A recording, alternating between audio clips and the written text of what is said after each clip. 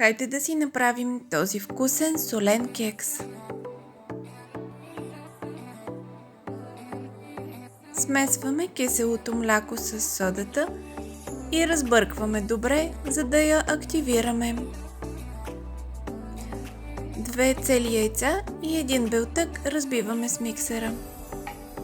Добавяме сместа с киселото мляко, обезмаслена извара и натрушено сирене. Отново разбъркваме. Добавяме хуск за повече фибри и пълнозърнесто брашно. Бъркаме до гладка смес. Малка тавичка застиламе с хартия за печене и намазваме с зехтин.